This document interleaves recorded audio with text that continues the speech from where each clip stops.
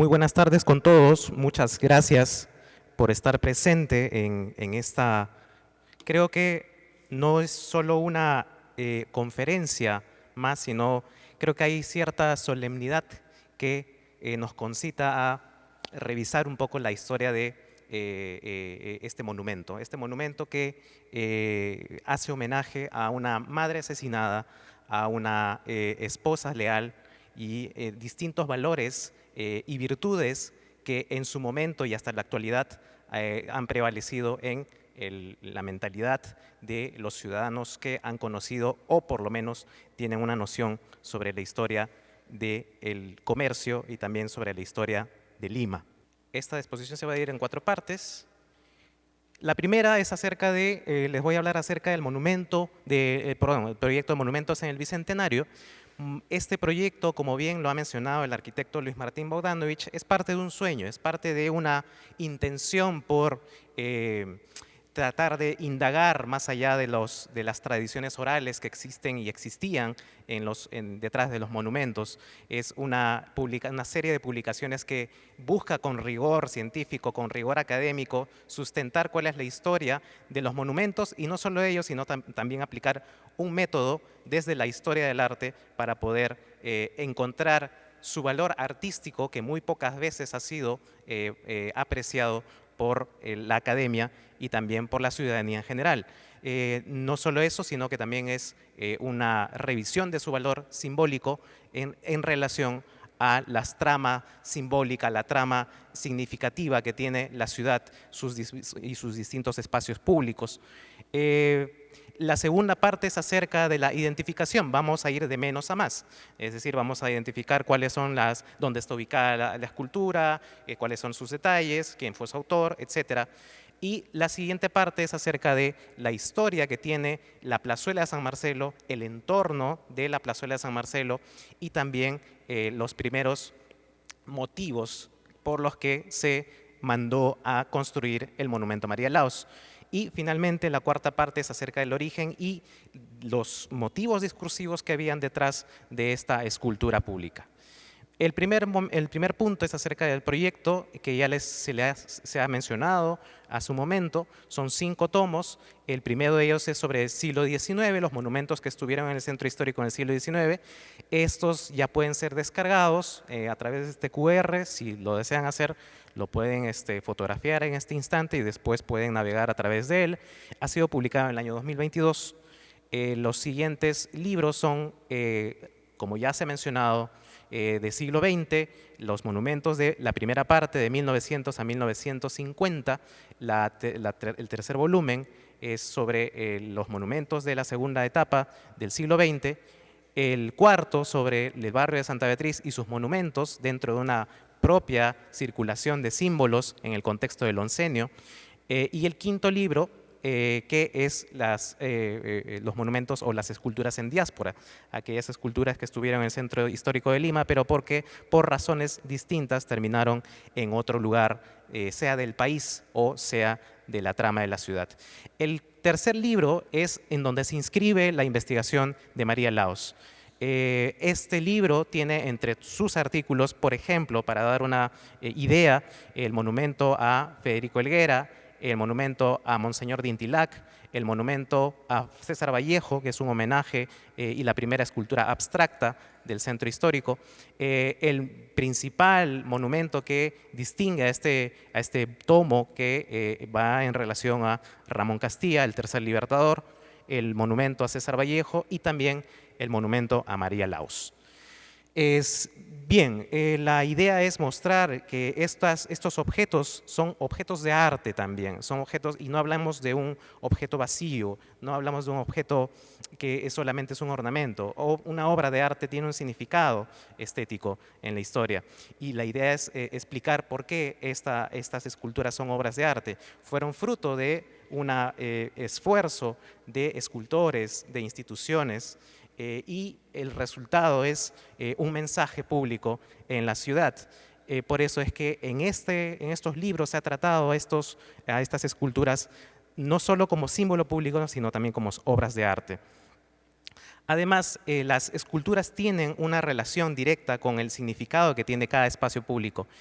La historia del espacio público, el lugar de emplazamiento que acoge una escultura, tiene un pasado que puede remontarse al pasado virreinal y desde ahí construir una suerte de iconología que finalmente llega al momento en el que es inaugurado la escultura, y esta tiene una relación vinculante, notoria, ¿no? Y esta ha sido la labor de investigación, de ir más atrás en el tiempo de lo que es la escultura de María Laos y relacionarlo directamente con ella, con la obra escultórica.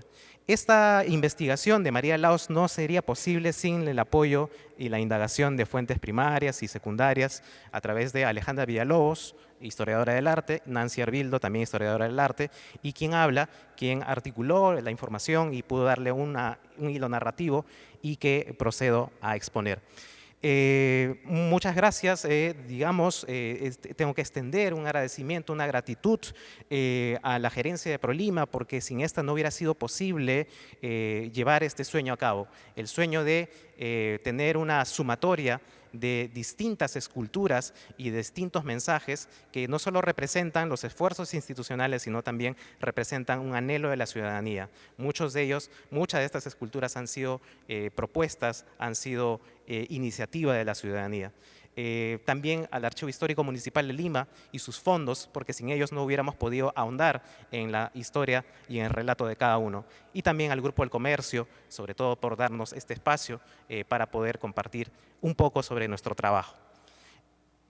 La segunda parte, identificación del monumento a María Laos. Sabemos que está en la plazuela de San Marcelo. Esta plazuela está entre los cruces de lo que era el Jirón Arequipa.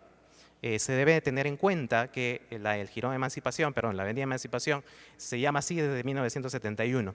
Y digo esto porque el Jirón Arequipa va a ser parte de un núcleo donde van a reunirse distintas familias que también provinieron de Arequipa y que también a lo largo de la historia de la plazuela de San Marcelo hay una impronta arequipeña que no ha sido estudiada del todo, ¿no? Entonces es importante hablar de ello. La plazuela está al frente del atrio de la iglesia de San Marcelo. Aquí está el Jirón Arequipa, aquí está la Avenida Emancipación y el cruce del Jirón Rufino Torrico. Está a una cuadra de la Avenida Tacna. Cuando se inauguró el monumento a María Laos tenía este aspecto. Se puede observar incluso este pedestal alto, mucho más alto que la propia escultura, que tiene incluso una forma tronco piramidal, pero que a lo largo del tiempo lastimosamente fue venida menos en una suerte de pilar o pilastra que carente de todo tipo de trabajo artístico y que como se puede ver en la fotografía de en medio, es en el año 2015 cuando tuvo tal vez su peor momento en la historia de la ciudad. Y la vemos ya restituida con el diseño original del pedestal, que fue hecho documentadamente en granito.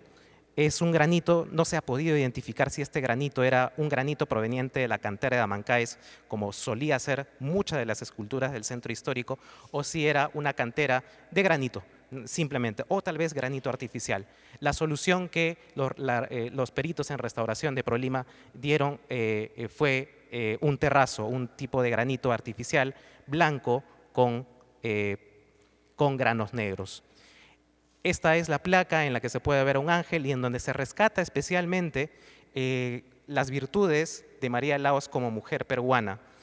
Este subrayamiento, énfasis que se va a dar a la historia de María Laos, sobre todo a la figura de María Laos como madre y esposa fiel, va a acompañar en todos los discursos que provengan desde la prensa, desde la crítica, desde ambos lugares y entre otros comentarios que el periodismo, con los cuales el periodismo quiso ser solidario con el trágico evento de 1935. Aquí vemos, por ejemplo, la escultura. La escultura ha sido concebida no retratísticamente, sino ha sido concebida de manera alegórica. María Laos ha sido retratada como una mujer que muestra calmadamente y ascendentemente el pecho, está vestida con un quitón a la manera de una mujer grecolatina, y al momento de ver su relación con una parte de la ciudad es con la iglesia de San Marcelo, y esto va a tener una explicación, ya que anterior a esta escultura se colocó el monumento a Guillermo Rey. Guillermo Rey fue uno de los presidentes del Senado durante el oncenio de Leguía. Y la escultura de Guillermo Rey tenía otra orientación. Hay una orientación distinta y cada una de estas orientaciones habla acerca del propósito de la escultura. Ya vamos a ver por qué se relaciona y se vincula con San Marcelo. Bien, aquí tenemos otras dos imágenes de las vistas laterales de la escultura, y aquí podemos ver la firma del escultor Carlos Pazos Gandarías. Pazos Gandarías fue un escultor que perteneció a una generación paralela a Artemio Caña, a Luis Agurto y a los egresados, a los primeros egresados de la Escuela de Arte y Oficios. Él tuvo una beca que ganó hacia Roma, y en Roma desempeñó casi toda su carrera. Tuvo que regresar al Perú, y en el Perú casi fue elegido como uno de los ganadores del concurso para el monumento a los defensores de la frontera del Oriente y el Norte de 1941. Con el apelativo de Puno participó, pero no ganó. Aparte de ello, participó en el concurso para el monumento a Víctor Larco Herrera, y este sí lo ganó. Y actualmente tenemos esta escultura en el Parque Juana Larco de Dahmer o Parque Neptuno. Y por otro lado tenemos la participación de la fundición de Bruno Campayola. Bruno Campayola fue un romano, nació en Roma, se curtió en la disciplina escultórica y llegó a Lima aproximadamente en 1935 a 38. En 1940 es que inicia toda su obra de fundición. Gran parte de las esculturas del centro histórico han sido elaboradas por la Fundición Campayola. Campayola es sinónimo de calidad, Campayola es sinónimo de una escultura que forma parte de la memoria material de Lima. Aquí tenemos una fotografía de él, y este es un anuncio de su fundición. También se encargó del monumento a Miguel Grau, también se encargó del monumento a los defensores de la frontera, y también se encargó del monumento a María Laos. Entonces tenemos dos grandes figuras de la escultura pública limeña que dieron su homenaje a María Laos. Y lo que observamos al contrastar ambas imágenes, tanto la fotografía como la imagen escultórica, es que más peso tiene el valor alegórico que el valor retratístico, ¿no? Son distintas, hay un contraste notorio entre los rasgos de la retratada. Entonces, ¿por qué se enfatiza más la alegoría el carácter alegórico que tiene esta escultura? Es porque se buscó un mensaje donde prime la idea de una madre, la idea de una esposa fiel. Ahora, el monumento a María de Laos no solo fue hecho por dos artífices de renombre, sino también tiene unas connotaciones significativas en cuanto a la historia de la plazuela de San Marcelo.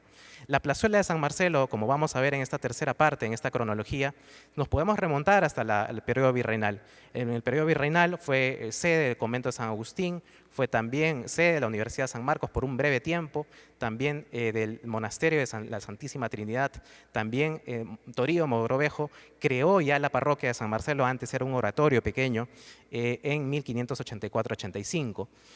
Sumado a ello, en 1606, Alonso de Carrión compró gran parte del solar donde está ubicada la iglesia, y allí habló acerca de no es anecdótico, es algo importante, vamos a ver por qué, sobre la implantación de una pileta de agua en la plazuela. La única plazuela que existía en el periodo virreinal, en el siglo XVII, es la plazuela, no es la plazuela que hoy conocemos, es el atrio.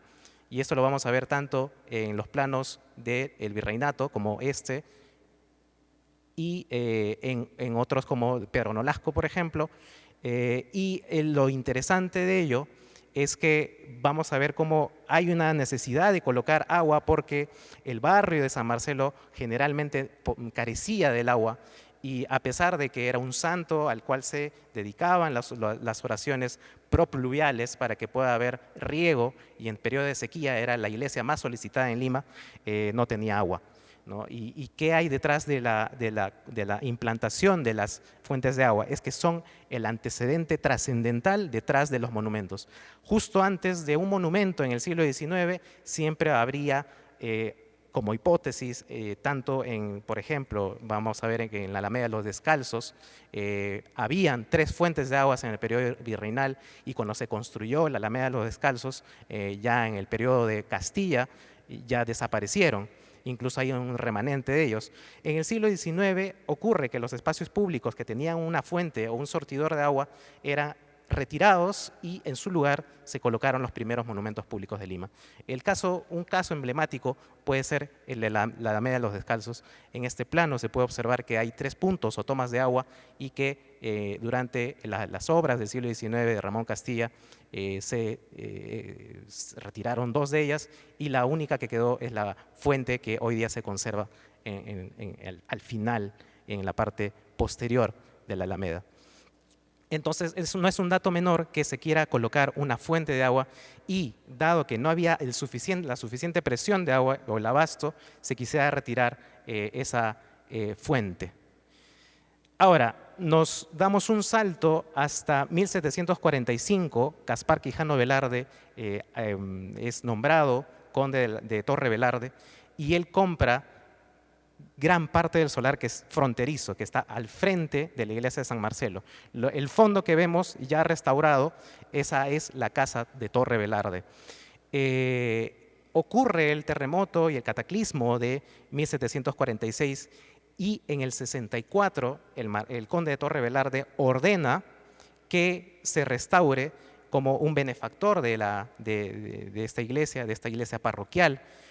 Como un benefactor se construye no solo la iglesia, sino que se dona a la ciudad la plazuela de San Marcelo, la que hoy día conocemos y la que acoge actualmente a María Laos. Podemos ver en el plano de Matías Maestro de 1822 también la existencia ya registrada de esta plazuela. Por lo tanto, la segunda plazuela de San Marcelo tiene un origen moderno, ¿no? Bien. Ahora, llegamos al siglo XIX y la época del guano. En este auge ocurre un fenómeno muy trascendente en la historia material de la ciudad, ya que se importa una serie de esculturas, tanto de mármol como también de fierro fundido a través de compras estatales, y que dan lugar a los primeros monumentos, a las primeras esculturas en el espacio público. Dentro de ellas, por ejemplo, se colocó en 1860 la primera fuente de agua al frente de la iglesia de San Marcelo, en lo que hoy es la segunda plazuela de San Marcelo. La primera plazuela es la del atrio, o era la del atrio, y la segunda plazuela es la que donó el conde Torre Velarde, y en la que se puede observar. Entonces, la hipótesis de la precedencia de una fuente de agua antes de un monumento público está clarísima aquí, ¿no? Muchos años después de que se retiró la fuente de agua en 1895, es que se coloca el primer monumento a Guillermo Rey. Ahora, también no es, digamos, secundario hablar sobre las transformaciones que sufrió la iglesia de San Marcelo. Es gracias a ellas que entrado al siglo XX va a tener una reforma de carácter estético, de carácter arquitectónico, y que va a dar lugar a su actual aspecto. Esta es la imagen de la iglesia de San Marcelo, y al frente ya no existe la fuente de agua. El espacio quedó vacante. Incluso cuando se señaló cuáles eran los espacios disponibles para el monumento a María Laos, se señaló que era uno, el atrio de San Sebastián, y otro, la plazuela de San Marcelo. Entonces había esas 2 alternativas, y esta imagen lo corrobora. Ahora, este entorno de la plazuela y de la iglesia fue nutrido por la presencia de distintos centros educativos. Por ejemplo, el caso del Colegio Particular Zapata y Velarde, por ejemplo, el caso de la fundación del Liceo Peruano, y también lo que momentáneamente funcionó como espacio para el Colegio Guadalupe. No es un dato menor, por ejemplo, que en el colegio particular Zapata y Velarde estudió Miguel Grau sus primeras letras, ¿no? Entonces ya hay una intención de formar un ámbito educativo y que esto evolucionará a lo largo del siglo XX y especializándose sobre todo en la formación de mujeres. El entorno de la plazuela de San Marcelo va a estar rodeado de distintas instituciones dedicadas a la formación de señoritas y de señoras. En el 54, en 1854, nació Guillermo Rey. Guillermo Rey fue uno de los, el presidente, fundador del Partido Democrático Reformista de Leguía. Fue la mano derecha de Leguía y fue una figura clave en el ascenso de Leguía también. Es por eso que su nacimiento en 1854 en la Casa Torre Velarde fue el punto importante para que se coloque sus monumentos y su placa frente a la plazuela de San Marcelo. Lo que había mencionado, a principios del siglo XX, funciona una serie de establecimientos para la educación de mujeres, la Escuela para Señoritas, el Colegio de Doña Ventura Dávalos y la Escuela Oficial número 9 también dedicada a mujeres. En la década del 20 hay incluso 5 instituciones dedicadas también a la formación de señoritas. El Colegio de las Misioneras Dominicas, el Instituto Sacred Heart y el Colegio de Corazón de Jesús, la Academia de Comercio para Señoritas y la Sociedad de Auxilios Mutuos para Señoras. Es interesante este dato porque con ello cotejamos que detrás de colocar el monumento a María de Laos había una intención de ser compatible con la imagen que se quería mostrar y las virtudes que se quería mostrar de María Laos. Entonces, con todo lo dicho, se puede afirmar que en la plazuela primó un entorno pedagógico femenino. En el año 25 fallece Guillermo Rey, es velado en la Casa Torre Velarde y el Leguía ordena que se coloque allí una placa. Se ordenó esta placa a Artemio Ocaña y allí se puede observar la inscripción, sobre todo exalta las virtudes y los méritos de Guillermo Rey como presidente del Senado, fundador y primer presidente del partido de Leguía y además la presencia de Leguía como como comitente de la obra. Es interesante porque cuando se coloca el monumento a María de Laos también ocurre esta misma dinámica de hacer una misa frente en la plazuela, perdón, en la iglesia de San Marcelo y luego hacer el rito o las ceremonias correspondientes en la plazuela. Aquí se puede ver a Leguía frente al altar de la iglesia de San Marcelo. Aquí también se puede observar la primera piedra del monumento a Guillermo Rey.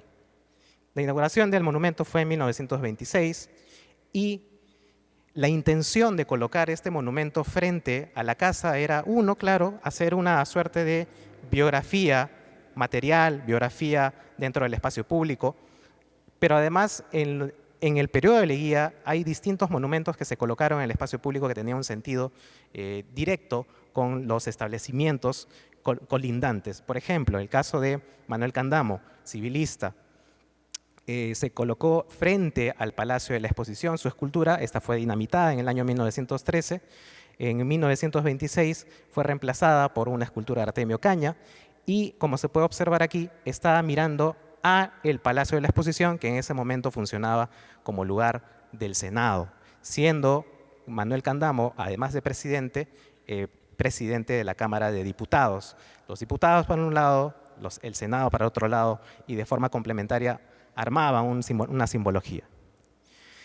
Entonces, se puede afirmar que se insertó un símbolo del leguismo en la plazuela de San Marcelo. En junio de 1926 ocurre algo de interés. Entre 1926 y hasta 1933 ocurre la restauración de la iglesia de San Marcelo, que si bien fue, y hasta el día de hoy todavía es criticada por tener una serie de elementos que son ajenos tal vez al gusto original, tanto neoclásico como también barroco, necesita una nueva revisión porque forma parte de una propuesta del barroco arequipeño.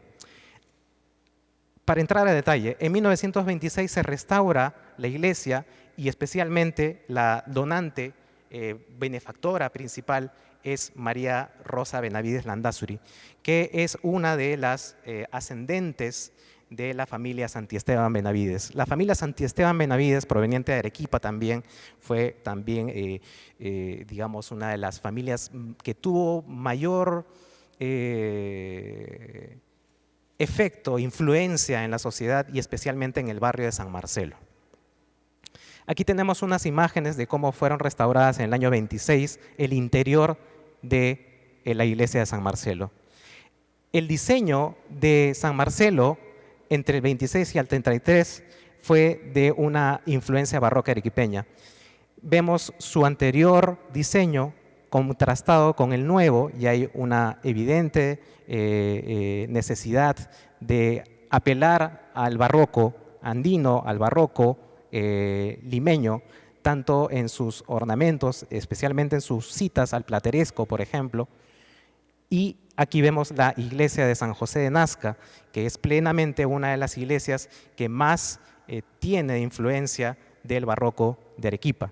Entonces es interesante notar que hay una presencia arequipeña y sobre todo de influencia de la familia Santiesteban Benavides.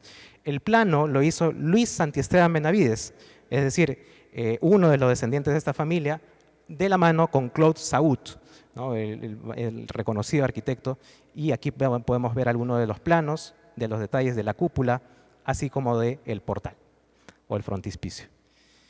Esta iglesia fue muy criticada, pero no entraremos en ese detalle. Lo que sí hablaremos es cómo Elvira García y García, por ejemplo, subrayó la importancia que tuvo la donante María Rosa Benavides Landázuri.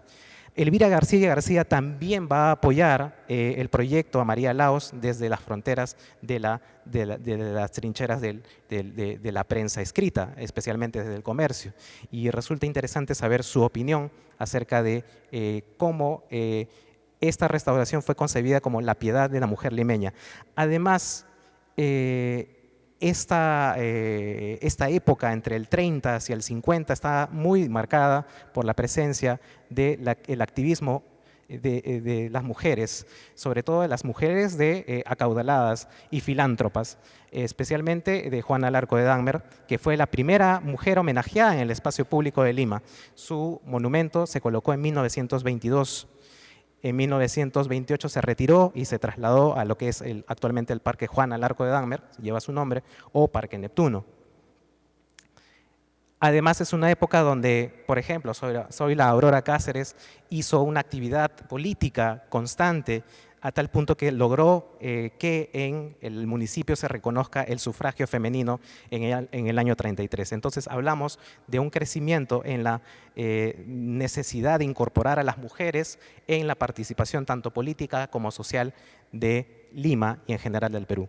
Por eso, se puede concluir en esta parte, la plazuela de San Marcelo recibió la impronta social arequipeña y femenina de los Santiesteban Benavides y esa fue la que antecedió a la aceptación de la escultura del monumento a María Laos. Para terminar, esta última sección es acerca del origen del monumento a María Laos y sus intenciones discursivas. El año crítico, en la fecha crítica, 15 de mayo de 1935, según el diario El Comercio, en la edición de la tarde de ese día, después de acontecidos los hechos, inmediatamente se colocó la noticia, fatídica noticia del asesinato de Antonio Miró Quesada y también de María Laos, a la 1:45 de la tarde, según dicta El Comercio. Leo. Iba del brazo de su marido, María Laos, al oír las dos detonaciones primeras y sentir que el doctor Miró Quesada había sido herido, subrayo, volvió el rostro y el cuerpo hacia atrás girando sobre el lado izquierdo. En este disparo sobre el director del Comercio hizo fuego sobre la señora María Laos, hiriéndola 2 veces mortalmente. Uno de estos disparos hizo blanco en el rostro de la señora Miró Quesada. Esta noticia es sumamente importante porque es el primer reporte que no está cargado de los demás detalles que luego se incorporarán a este hecho. Es la noticia cruda de los hechos dictados en el instante y que nos muestra que hubo una respuesta de defensa de parte de María Laos. Esto es sumamente importante porque eso es lo que dio lugar a que sea una figura de civismo para la ciudad. Al día siguiente se mostró esa primera plana en El Comercio con los retratos de los fallecidos, con el retrato de Antonio Miró Quesada, María Laos, y también se colocó el atestado policial donde se entrevistó a Carlos Stier. Carlos Stier fue el asesino de 19 años, partidario del APRA, que en ese instante, por una cuestión bastante arbitraria, anárquica, tomó un revólver y asesinó a los dos victimados. Cito: cuando lo vio avanzar por ese lugar con su señora, le hizo el primer disparo a la altura de la cabeza por atrás. Continuó: más disparos y que al golpearlo la señora con la cartera creyó que iba a sacar un arma contra él. Esto es importante porque habla acerca de la reacción que tuvo María Laos, a pesar de que intentó golpearlo o lo golpeó a una distancia de 3 metros. Eso también corrobora el hecho de martirio detrás de María Laos. Y como cité hace un momento, Elvira García y García muestra sus condolencias y sobre todo en una serie de obituarios en la tercera, cuarta página de ese día, se muestra, enfatiza sobre todo la carga virtuosa de la mujer peruana, de María Laos, y como es subrayado, una dama llena de bondad y de gracia, madre amorosa, esposa fiel, y se dirige al corazón de la mujer que siempre está listo a escuchar. Estos eran los valores que en ese momento se apreciaban de una mujer. Y hay una serie de calificativos y adjetivos que nos muestran cuál era su prioridad de enfatizar o de darle importancia a la figura de María Laos, una ilustre matrona, víctima de la lealtad y el amor al esposo. Pero sobre todo, y esto es lo más interesante, es que subraya la posible influencia del APRA detrás de estos hechos. La influencia, sobre todo, que experimenta la juventud. Señala, entre la que se difunden ideas subversivas de odio, de falta de respeto y de burla hacia las personas serias. La mala semilla se riega en el colegio. Continúo. A estas doctrinas malsanas, repartidas generosamente con la palabra hablada y escrita, es preciso agregar la lectura inconsulta, en virtud de la gran cantidad de libros de lectura roja que se venden libremente en algunas librerías. Se habla de una época en la que el APRA tenía una tendencia mucho más marcada, socialista y sobre todo revolucionaria. Entonces se hace una denuncia a que esa es quizás una de las razones por las que fue asesinada María Laos. María Ceballos, por otro lado, también activista de Arequipa, enfatiza el carácter de madre cariñosa y buena que tenía María Laos. De ese modo es que María Laos se convierte en un símbolo del feminismo de Lima en la década del 30. Es importante también entrar en contexto cuando Antonio Miró Quesada, siendo además del director del comercio y de haber sido concejal del municipio, además de haber presidido el Senado y también la Cámara de Diputados, era también del Partido Civil, al igual que Leguía. Ambos compartían una misma trinchera política, pero en el año 1911 es cuando esto se fractura y hay un evento que es irreconciliable entre los dos.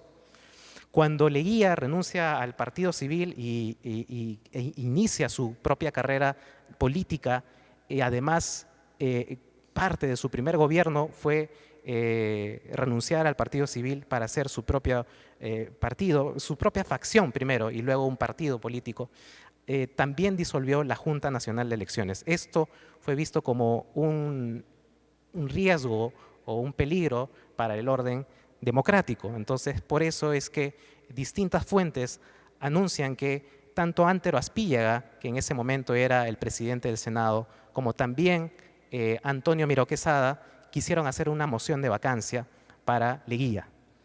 Esto fue a oídos de Leguía. Leguía lo que necesitó fue hacer un corte, y este corte se dio cuando permitió a través de la policía y la gendarmería que sus huestes, sus simpatizantes ingresen al local del Senado, lo que hoy día es el local de la Inquisición o el Museo de la Inquisición. Entraron y sacaron a balazos a Miro Quesada. Entonces, eso fue un punto de quiebre en la relación, no solo política, sino también personal, entre Leguía y Miro Quesada. Y esto, probablemente, esta es una de las hipótesis que se maneja detrás del monumento, es que también hay una respuesta política de parte del comercio, de parte del momento histórico y del gobierno de Odría en el año 52, como vamos a ver en un momento. Es parte de la historia, estas encrucijadas, este fuego cruzado. Y bueno, en el año 1919 ocurre el golpe de Estado, ingresa Leguía al poder y además nuevamente es respaldado por la Gendarmería. El 5 de septiembre de 1919, Antonio Miro Quesada se autoexilia a Estados Unidos, dado que veía inmanejable estar en el país con Leguía a la cabeza.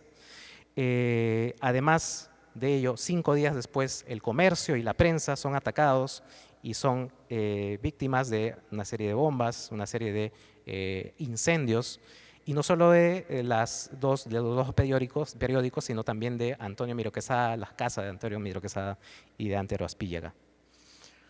Entonces, desde la década de 1920, Antonio Miro Quesada y el comercio fueron los principales blancos, tanto del APRA, como hemos visto a través del abusivo asesinato de Miro Quesada y también de María Laos, y por otro lado tenían como enemigos políticos a Leguía. Un salto en el tiempo, en 1948 la figura da vueltas en realidad. Manuel Odría se levanta en Arequipa y se levanta porque Bustamante y Rivero no sabía exactamente qué posición tomar respecto al APRA. No sabía si es que de verdad debería censurarse o si es que debería ser perseguida políticamente.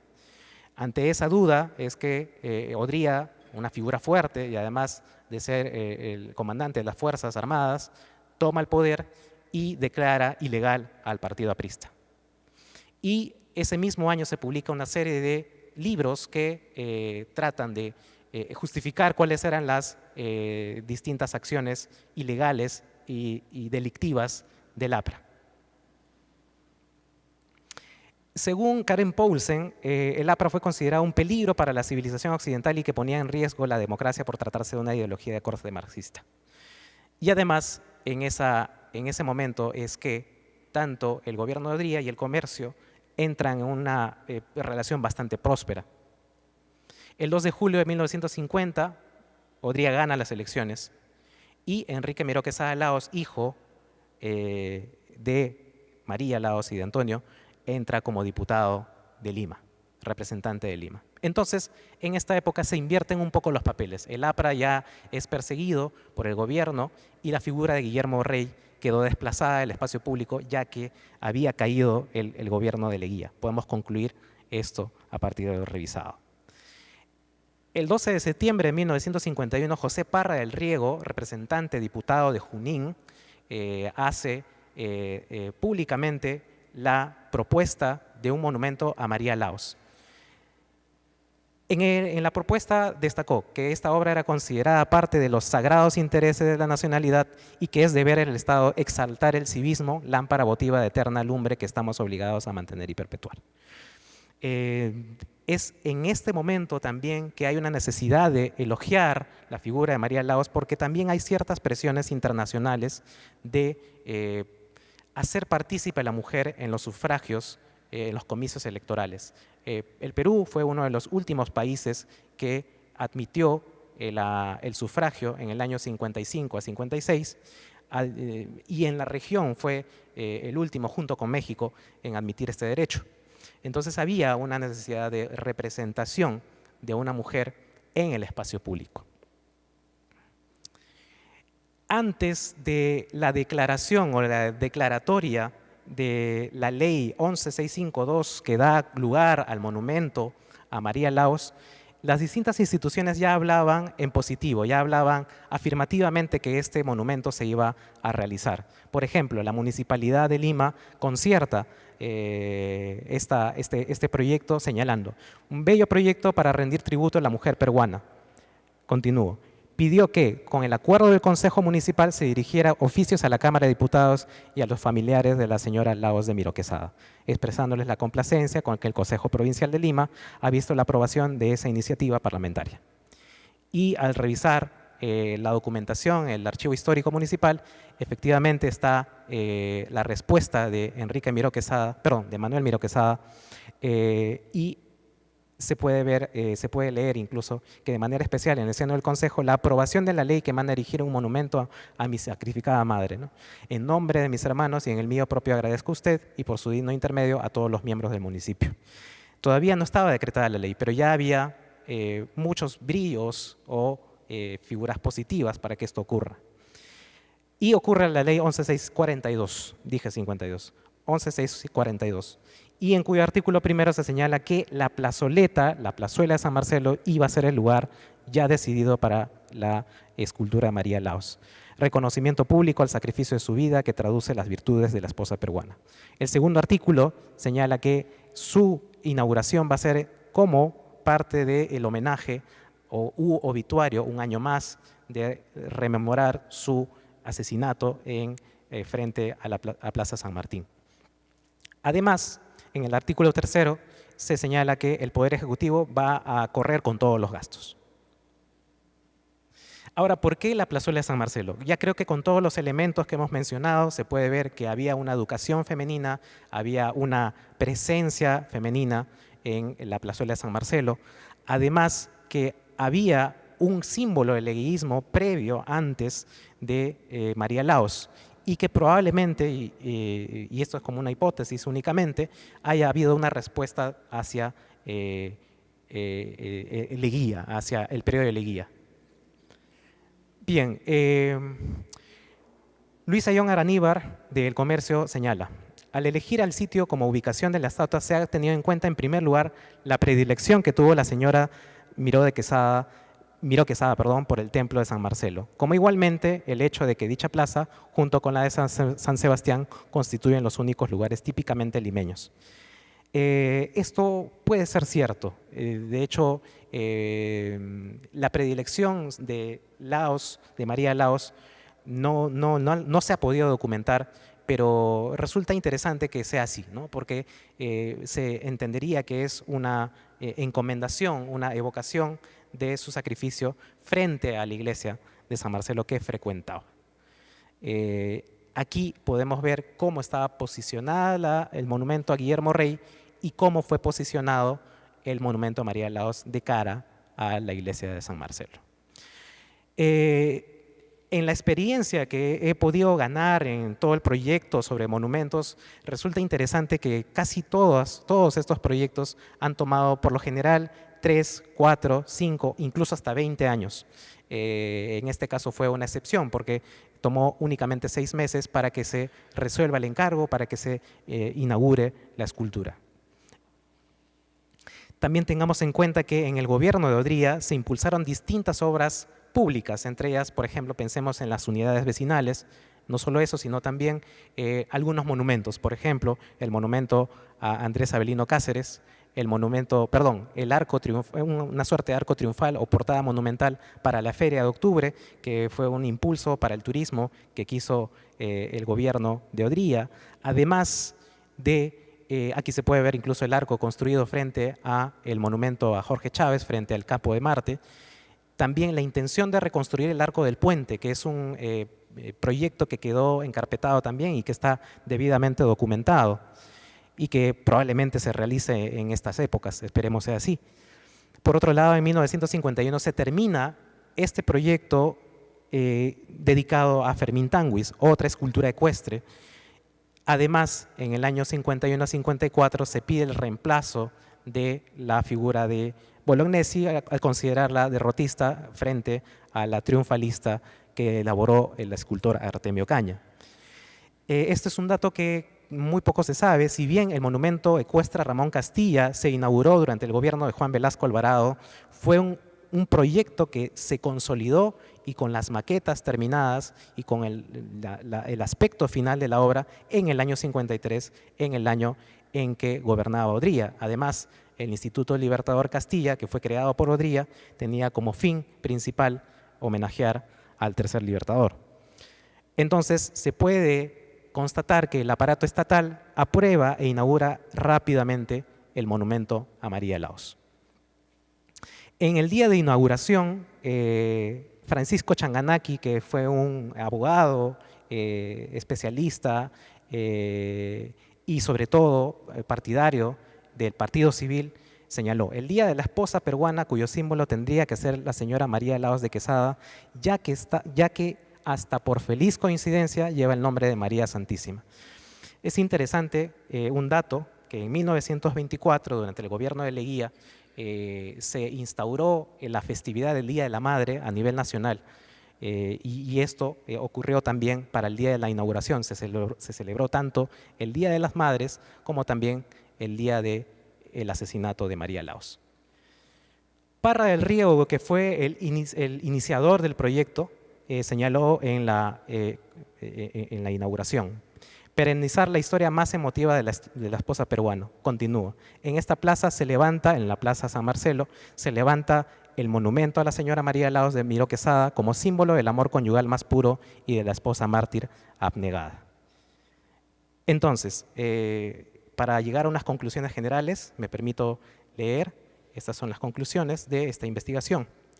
El monumento a María Laos es el último eslabón dentro de un largo proceso de transformaciones físicas y de resignificaciones en el espacio de influencia de la iglesia de San Marcelo.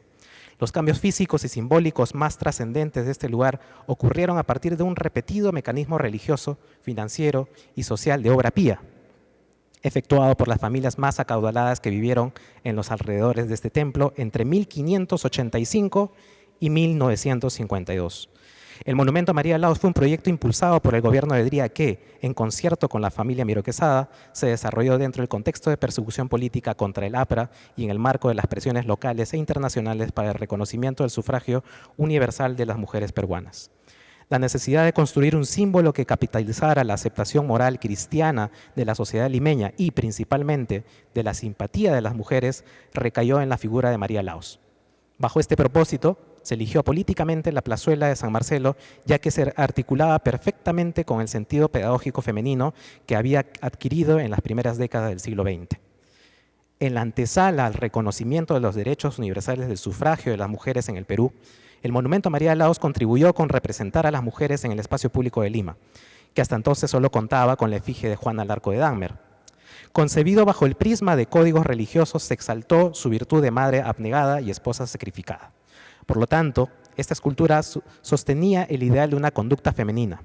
De este modo, el monumento a María Laos fue pensado como un símbolo educativo para lo que entonces se consideraban valores tradicionales de la familia, en contrapartida con la doctrina anticlerical, comunista y violenta atribuida al APRA. La mejor prueba de este propósito fue el proyecto de monumento a María Parado de Bellido, que el mismo gobierno de Odría emprendió para la plazuela de Santo Domingo de Lima, un día antes de la inauguración del monumento a María Laos, y con el que quiso iniciar una racha de monumentos dedicados a las mujeres peruanas, pero cuyo producto quedó trunco a raíz de la sucesión de los siguientes gobiernos. Es todo lo que tengo por ofrecerles. Estoy presto a cualquier tipo de comentario o duda. Gracias.